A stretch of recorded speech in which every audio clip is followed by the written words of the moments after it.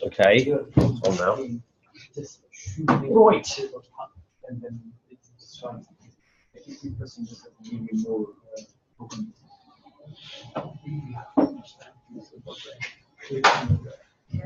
Eating food and they were pressing the. Hello, Stuart. How are you? All right. Hello.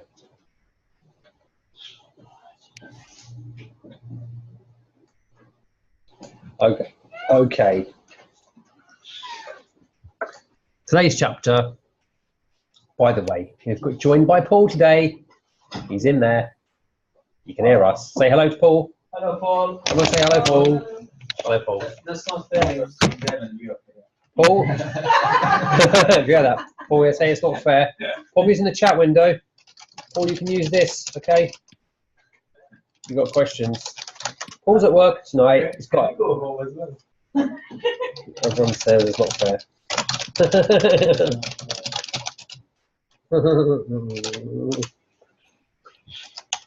Okay. All right. So let's start now. Paul's at work. Actually, I shouldn't disturb him. He might be getting busy with stuff. So, but Paul, use that for questions, okay? If it comes up during this session. So here we go. Let's begin. Put it down here. DHCP. What does it stand for? Domain. No. No. Dynamic host configuration protocol. Yeah. Many a definition of this one. I'll give you the exact illustration of it. Right, dynamic host configuration protocol.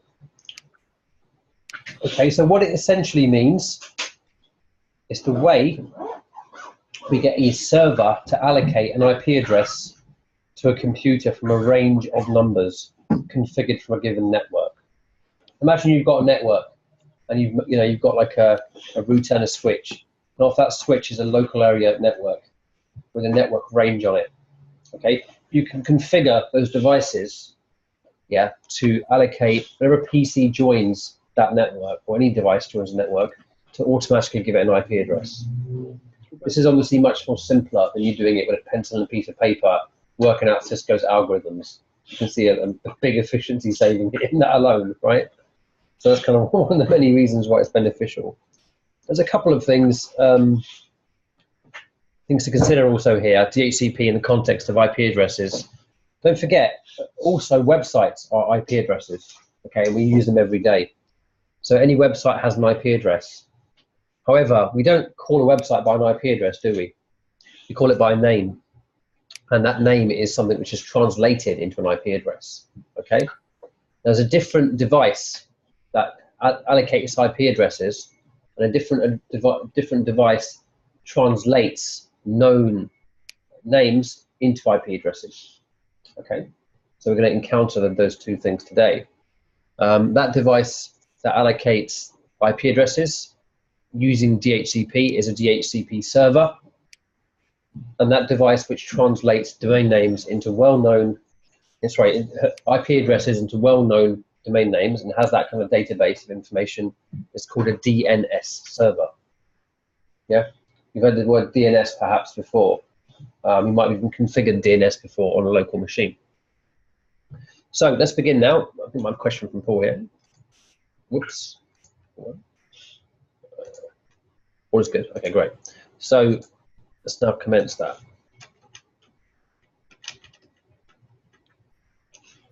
Okay, there are two types. Hello, someone's just joined us. Just a moment, please. Come in, come in, come in. And Stuart, can you let this gentleman be stuck by the door for no reason? You stuck there? Sorry? You stuck there? You were thinking. Were you thinking, should I come in or not? Is it a good idea or a bad idea? So I take a seat. All right. Okay, great. So let's move on. What we're going to learn about is DHCP 4, sorry, DHCP version 4 and DHCP version 6 implementation. May I highlight to you on your skills test is a DHCP 4 configuration task that you have to do. Okay? And I'll point you to that lab. It's in here. So we learn about how we implement it across multiple LANs in a small to medium-sized business network. We explain how it operates, how it operates, how you configure the router as a server and as a client, how you troubleshoot configuration, and then we'll do the same thing for DHCP for IP version 6. IP version 6 will be examined in the theory test, and IP version 4 will be examined both in theory test and in the practical test you have. So let's introduce DHCP 4. So effectively, it provides dynamic allocation of a network. And if you've got a dedicated DHCP 4 server, it's scalable and easy to manage. The great thing about it is once the server's up and running, you just whack on devices and they automatically get allocated IP addresses and the network path as well. And subnet mask, it does the whole thing for you.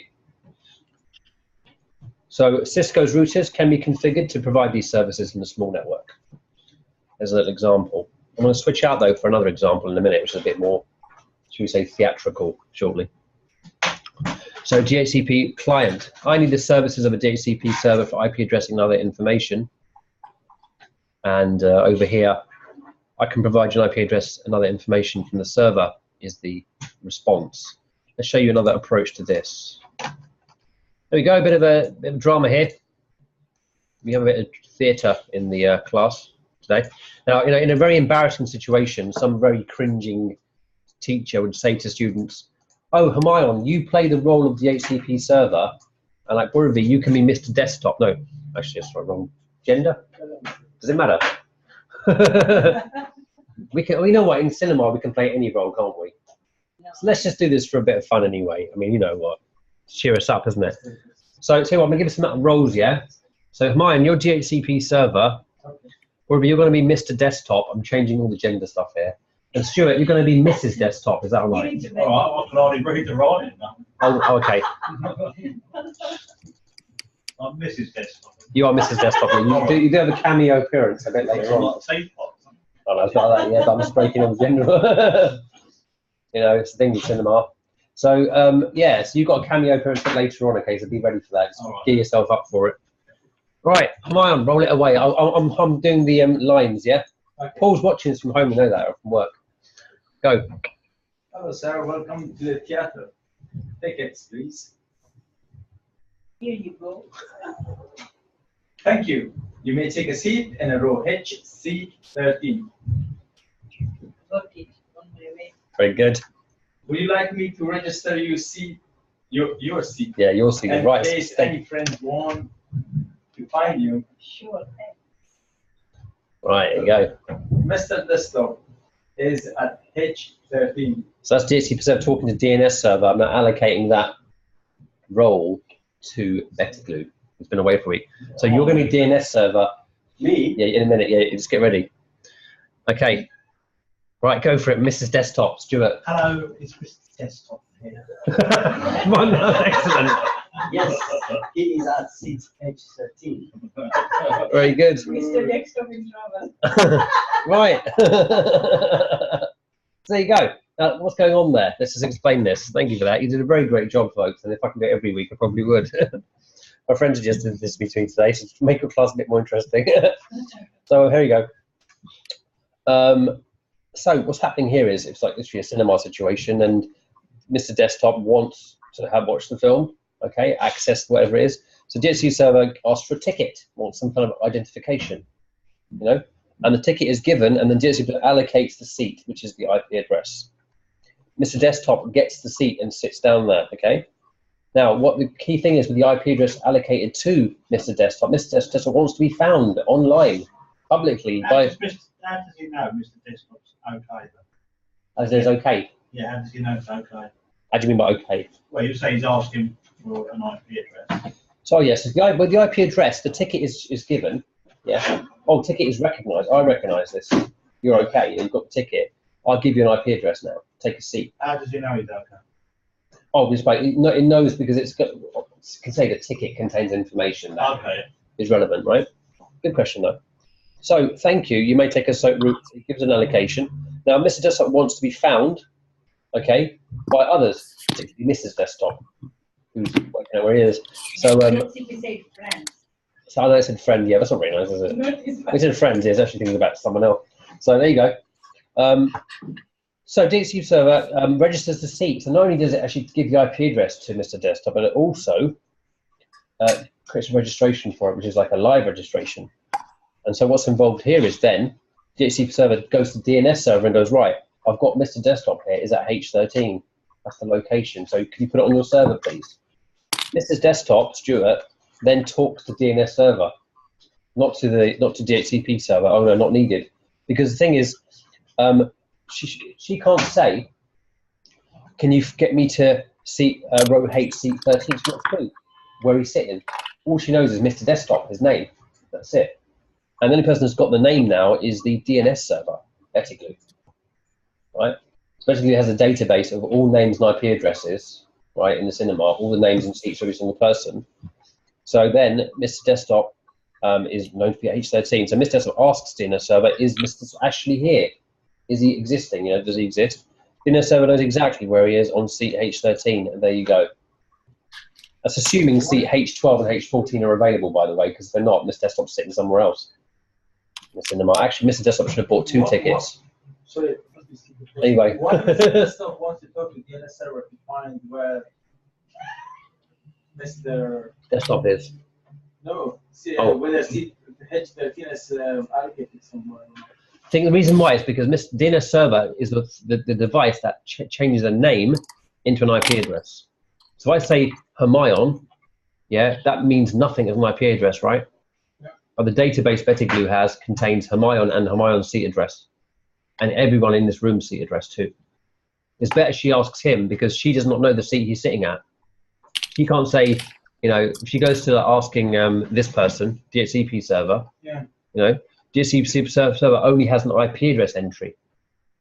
Just the IP address only is allocated, not the name, host name. It's basically, for example, it's about the ticket, yes? Yes, this ticket is crucial, the information So on it. it means that,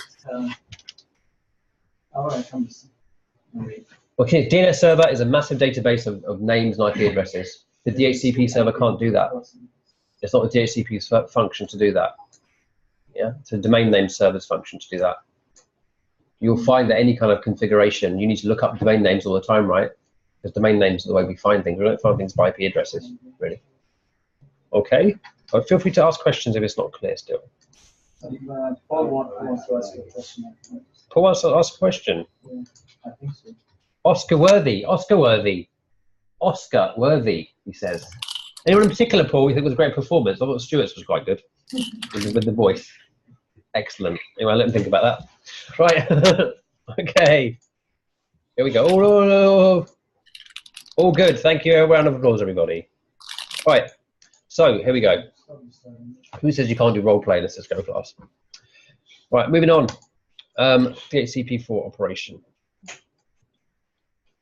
Now we have here. Because I can do actually. Zoom, zoom, zoom.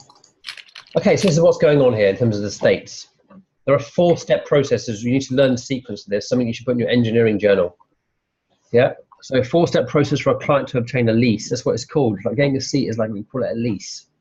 Yeah. Firstly, the client uses something called, it's called a broadcast, but it's called layer 2 and layer 3 broadcast addresses to find a DHCP server. That's called DHCP Discover. Okay, it sends out a Discover. Then the server provides a DHCP offer. Okay, this is a unicast. It only goes back to that one device, not anyone else. But bear in mind, DHCP Discover is on a broadcast. This broadcasts to every server on the network. I want an address. It can go to anywhere, right? But only the server is going to respond to it in the unicast way. It says, hi, I am a DHCP server. Here's an address I can offer you. Then the client again requests, does a DHCP request, sends again a broadcast to all servers again. I accept the IP address offer. Why do you think that is? Why does it broadcast to all devices that it's got an IP address now, rather than just only the server? Why would that be useful? Maybe he's checking whether that IP address is used or not. That's close in a way. Remember, this has been accepted now. Yeah. Showing his IP address. In a way too, yeah, in a way too. But bear in mind, there's sometimes more than one DHCP server in a network. That's why. If there are 3 or 4 DHCP servers, well, once one has got back and allocated something, the others kind of need to know this is now not available also, depending on the network configuration, right? That's why it's broadcasted out. So all other devices that need to know are also given that information too. And finally, because sometimes there's like a time delay, and another server can get back faster than this server can, the DHCP giving an IP address, right? If that ever happens, then it's a matter of who gets there first. Okay, finally, DHCP unicast is returned back called a DHCP ACK, and the server replies with a unicast DHCP ACK message, and there you go, it's acknowledging the acceptance, and then it now begins. IP address is now allocated, that's now done. Now the message format, what is being sent out here, we talked about the ticket in the cinema, what actually is given. So what's given is this information, the message format. So some important factors. You have some codes, hardware information, hops, which relate to how many routers are involved. You've got some other information below here now. Okay, you've got your client IP, your IP, server IP, and gateway IP address. Client hardware address, that's a MAC address. Server name, boot file name, and some options. It mentions here the kind of client and server port numbers. If it's from the client, it's UDP. Yeah, UDP is one we haven't used much before. Remember UDP before? What else is UDP used for? Unreliable. User data ground protocol. Correct. Unreliable was the first letter you came up with. What were you thinking of? OSI layer. Yeah, it's like, but it's I'm UDP. still there. UDP is like that. Yeah, that's good. So yeah, it's datagram protocol. What else is datagrams used for? Types of data. Remember this? Any example? Yeah, they're the ones responsible for video and voice. UDP protocol as well, right? It's a similar kind of thing as that. So yeah, UDP port 68, source destination 67, and the server is source 67 and destination 68. So those are 2 ports.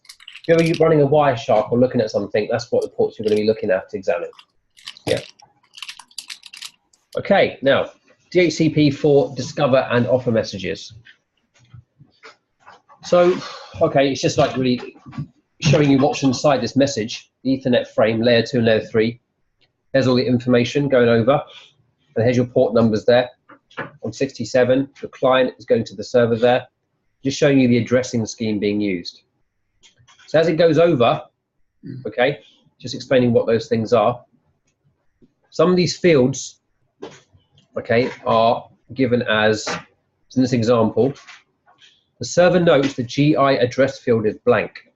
This stuff is blank. So like a discover is sent out, but these fields are blank. Let's just zoom in on this. Yeah, so blank there. So it knows how it kind of knows then. The client is on the same segment. Okay, but it also notes the hardware address of the client in the request packet. It's also provided there too. Yeah. Then over here, other side of it, in the response, the IP address is picked up from the pool for that segment, what's available, and other parameters too. The DHCP server puts them into the appropriate field of the packet, so that's all filled out now. We've got that there. That's the address given. It then uses the hardware address of A in CH address, MAC A it was called over here, MAC A, this is the hardware address, to construct an appropriate frame to send back to the client. That's how it's responded to. So then, if that's how it's done, how do I configure a router to do this? So this is the bit that's important, folks. This is how you're going to do your skills test as well. So what you do is, these are the commands involved. To configure a router as a server, we have to exclude IP version 4 addresses. Okay, so we can exclude a single address or range of addresses from being assigned. That's because they're already being allocated somewhere else, or they're not available, or they're being given to other types of devices. Okay, given that way instead. So that's the first line. Excluded addresses. There's 2 lines there, and you see an IP address, and there's a range being given there. 10.1, 10.9. We're not giving that one up. Okay. Also, we're not giving away 254 either. Then we configure the pool. We call it IP DHCP pool, and we call it LAN pool. Okay, that creates a pool with a specified name and puts the router in Dhcp V4 configuration mode. Once that's done, we go into Dhcp config, there, LAN pool 1. The address pool is assigned using network command. So we say network, and we say 10.0. This is the general thing that we're going to be allocating any IP address from, except for these ones, right? And here's a subnet mask. And how many addresses are available here? That 25, yeah, 254, yeah, it's obviously they're all available, but we've already excluded 254. 255 is the broadcast, we leave that one alone, yeah, and 1 and 9 are also, and 1, 2, 9 are also taken out. So that's that line done, giving me what was network available. Then we say, what is the default gateway going to be, which is the router address, 10.1. Then we say, what is the DNS server going to be? Where do we do the domain name, resolution from? That's given another kind of line. These are optional things. So we say DNS server, we use another address for that, 11.5. That's not on the same network, okay? All range does not need to be excluded. It's a separate network, etc. A domain name is also provided. Whenever you're doing DNS server allocation, you also have to give it a domain name. So like, even for example, say any company, Cisco.com, they have domain name cisco.com, and they're allocating IP addresses internally or externally that way. Yeah. And finally, end, you must add end here to come out of the configuration. It's not so bad, is it? Does that make sense? All lines, yeah? Any questions here? Assume Paul's okay? Why is the 10.10.254 excluded address? What is it, 10.25? Why is it excluded? 10.9. It's probably being used for something else. It could be maybe it's the other broadcast address. It's just being used for something. Because the statement is the same, isn't it? It says IPDHCP excluded address. That's the same. This does the same job, by the way. This is the same range. Yeah. 10 to 1, 10 to 9. This is giving me another individual IP address without a range on it. Only this one excluded. Don't allocate. Range, the top one was that two addresses. It's a range. 1 to 9. So 1 to 9. Yeah. Can exclude a single address for a range of addresses from being assigned. You want a single one, you've got to do one liner. Okay. You want to do a range, you do this. Yeah? All right. Okay, so next thing. Sorry, how many addresses are excluded or no? 1, 2, 3, 4, 5, 6, 7, 8, 9, and 254. 10, yes, so I was counting my fingers there. Right, okay. Yeah, 20, okay. So how do I verify DHCP is working? I do 10. Oh, 10, yeah. Verifying DHCP version 4. So you do show running config, section DHCP, and I'll get you straight into showing you this setup. Okay, you also can verify operation by doing something called show IP DHCP binding. Let's look at the outputs of both of these. That's the section DHCP bit there. There's a couple of pools that have been allocated here, not just one, showing you all the exclusions.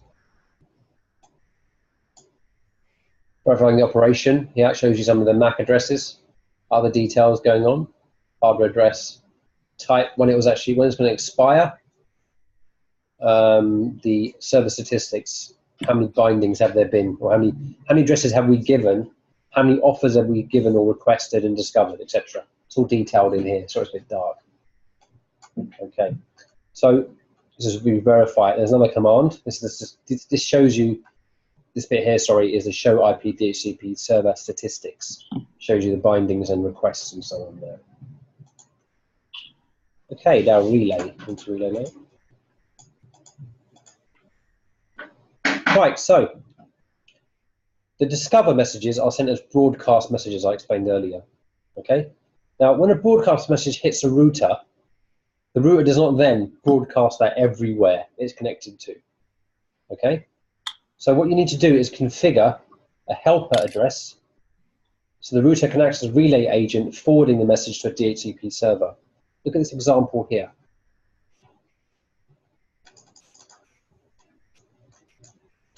Config interface G00. Let's find the device, R1. Cannot forward broadcast between networks, like a stuck one. IP helper address 11.6. End.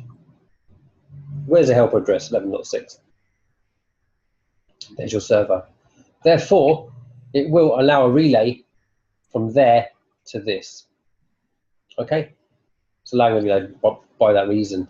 So on the interface now, on G00, you'll see here the helper address is mentioned. Okay? It's given us location too, and there it is.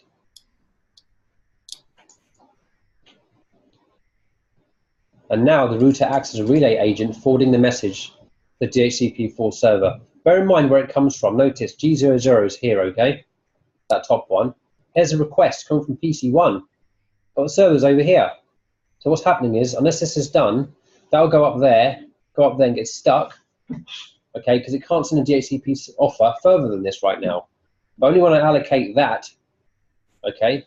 If it's looking for a Dhcp server and it gets to here, it now knows that if it's coming from this route, it will allow an IP address allocation and it will allow relaying, forwarding this offer down this line and reverse as well.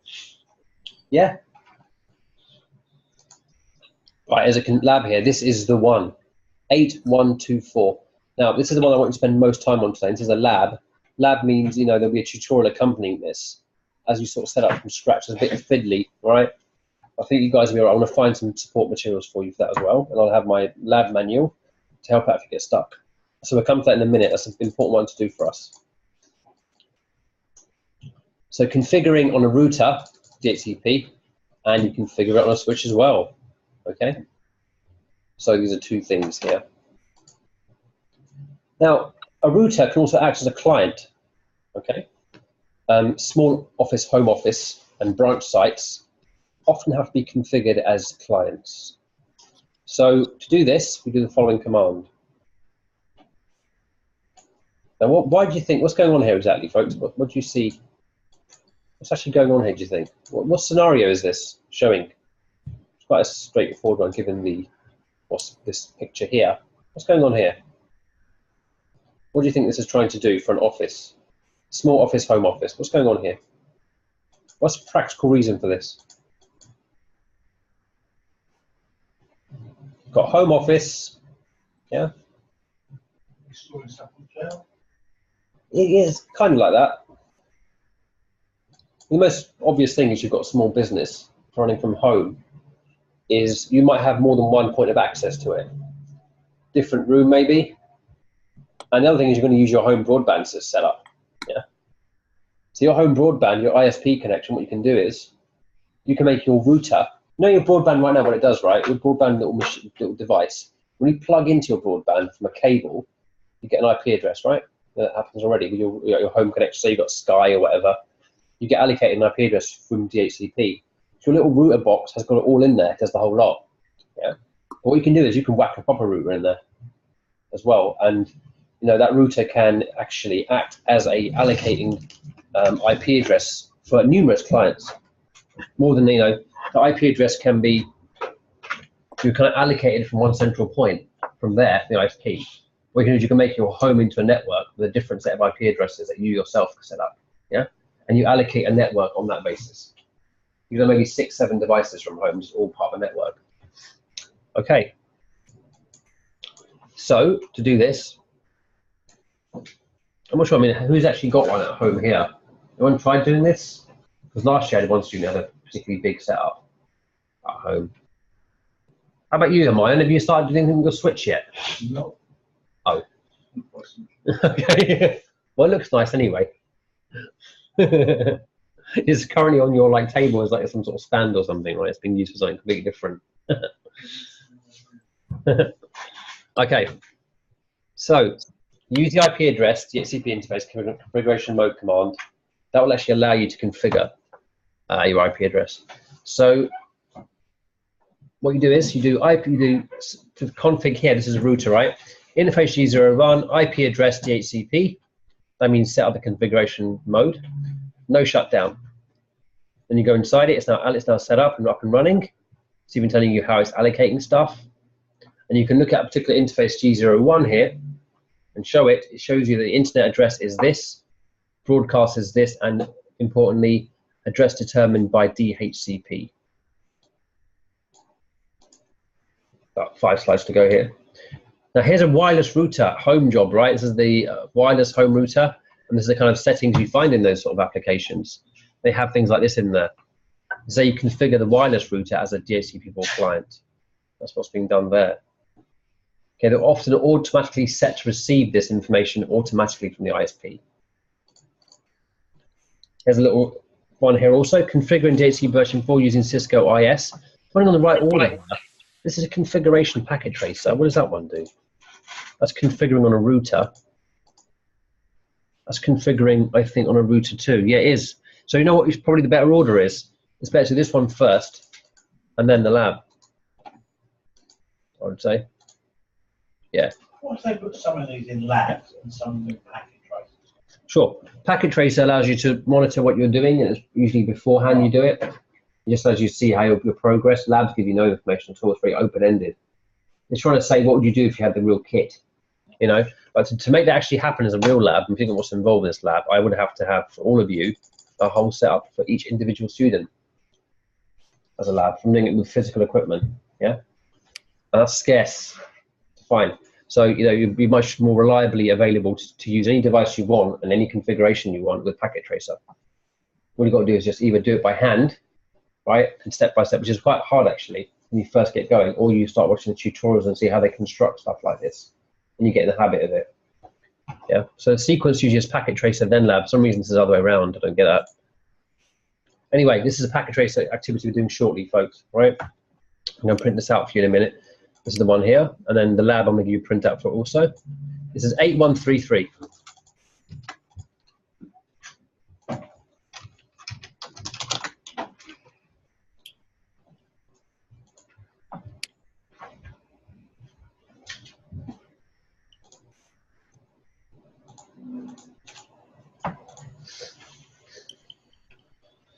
Okay, so troubleshooting tasks. If you have a need to troubleshoot, these are the kind of some of the things you'll look out for. Resolving address conflicts, verifying physical connectivity, testing with a static IP version 4 address, verifying the switch port configuration, test from the same subnet or VLAN. And to do that, you can actually look at a conflict by doing show IP DHCP conflict. It will tell you what the IP address was that was involved, what detection method was used, when it happened. And then you can start debugging based on that.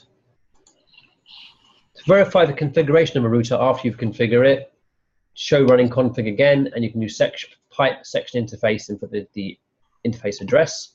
That will tell you the helper address for it, see if it's configured right. You also can do include no service DHCP to verify DHCP is actually enabled. Okay. There is no match for the no service DHCP. If you get back nothing, it's running fine, by the way. If you do that, it means DHCP is running. And if you get back an error message, it means it's not running. You're just saying include no service, because nothing is there, you're going to get empty. A bit weird, I know. Debugging it, you can send around packets and watch the packet and where it goes. This is very useful. So you can use debug IP packet. And this is relating to last week, so Hermione and Betty, you won't understand this, but an access control list is a predefined permissions statement of what can go where. And number 100 is the number of the access list. We give it any sort of, we give it a sequence number. It could be 85 or 22, whatever, right? So we're giving it a number 100. So it's been done somewhere beforehand, that allocation. So I'm calling it, I'm saying permit UDP, any EQ67. And I'm permitting UDP again, any EQ68. That's really saying 67, 68 port UDP. I'm allowing stuff both ways. DHCP to move freely in that environment. That's what that's doing. Yeah. End there, and then you can do a debug IP packet, and then you can see if that packet reaches the access list carrying the information. Yeah. There's also DHIP debug IP DHCP survey events. Will show you what's happening line by line. Very useful to have that running. Yeah, you can watch the process step by step there. And there's a troubleshooting lab also after that. Okay, so bear with me a few minutes, folks. I'd like you to get ready and get yourself organized for these activities. I'm going to find the one for that one. Yeah, 8133 and 8124. I'll bring them over to you. So you can start 8133 right away, please, and I'll get that stuff printed for you in a flash. Right, Paul, you good on that?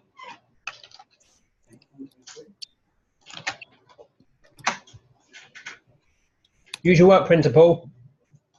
They're paying for it. Anyway.